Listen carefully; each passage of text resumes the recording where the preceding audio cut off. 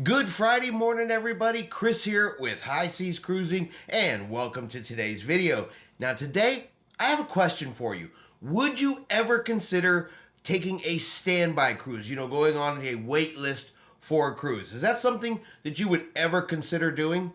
Well, what if I told you that there's a cruise line out there that is now doing standby waiting list for cruises that are only $49. Now, that's $49 per person per day, but could be over any length of the cruise. Meaning that could be a 7-day cruise, that could be a 14-day cruise, that could be a 22-day cruise. Is that something that you would be interested in doing? Now, the reason that question comes up, because that's exactly what Holland America is actually doing. They're doing a new standby list, which at $49 per person per day could be a very amazing deal if you're flexible with your traveling dates. But along with that good price, well, also comes quite a bit of restriction. So Holland America is offering the new standby program, and essentially the way this works is you commit to a future cruise. So you're still going to pre-book this cruise ahead of time. It's not something you go to the cruise port and wait for. It's not something that you may not get on the ship last minute on embarkation day. It is a cruise that you would commit to. So essentially, I'm going to go onto Holland America's website.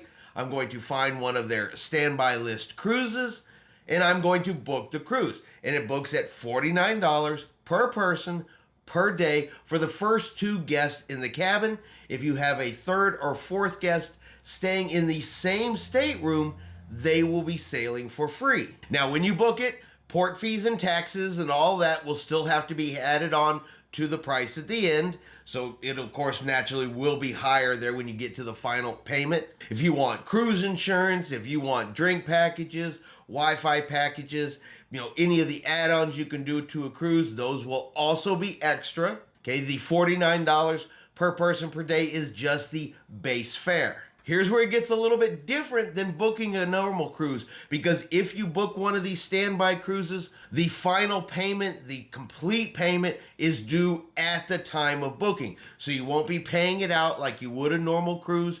You book it and you pay for everything right then and there. But also, even though you're booking right then and there, you're paying right then and there, this is still not a guarantee that you will be getting on the cruise ship. Now, according to Holland America, you will be on the standby list till approximately 7 days prior to sailing, and that is when you should be notified as to whether or not you're going to get a cabin or you're not going to be sailing on that cruise because they don't have a room available for you. If you do get a cabin, you're now booked on that cruise, you will head to the cruise port like you normally would for embarkation day. If you don't get a cabin, at that point, you will automatically be receiving a full refund.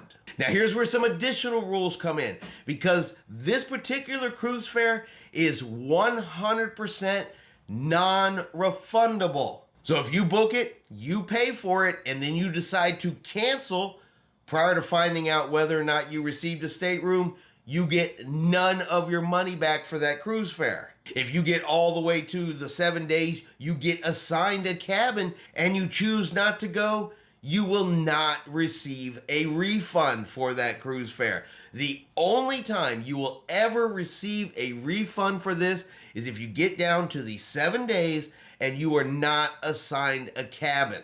Just want to make sure that that part is crystal clear, that I said, you book it, you choose not to go, you change your mind later, you have to cancel for any reason. Holland America, they are keeping all of the cruise fare money. Now, of course, extras, Wi-Fi packages, drink packages, things like that you purchase, that stuff would get refunded. But the base cruise fare is non-refundable. Now, when it comes to your stateroom, well, on that, you get no choice whatsoever. There's not even a guaranteed room type or category type. It's going to be one of those situations where what is left over is what is going to be available, and the cruise line is going to assign it. So you could get an inside cabin if that's what's available. Theoretically, you could also get lucky. If there's nothing but balcony cabins left on the ship, you could be getting a balcony cabin. Yep, it's even theoretically possible that you could get a suite on board the ship for only $49 per person per night. It's possible depending on what's available on the cruise ship. Of course, it's also possible that the ship's full and nobody gets a cabin.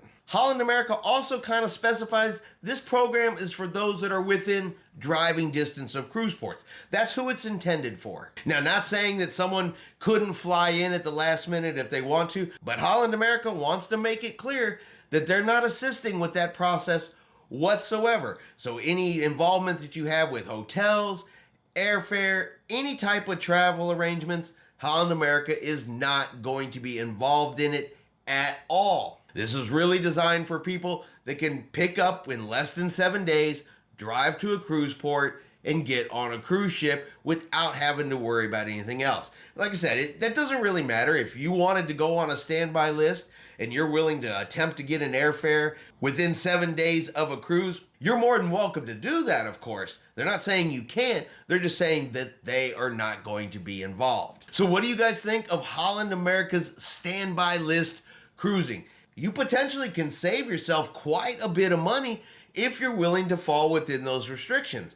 You can't cancel, and you could be in any type of room on board the ship. You have to be flexible in your ability to travel because you won't know until about 7 days before the cruise sails. But if you've got the time and you're only a couple hours away from a cruise port that Holland America is sailing from, well, this could be a good opportunity to get some cruises, get them at a less expensive price, and as long as you don't mind what type of cabin you're staying in, it could be a really good deal. But what do you guys think?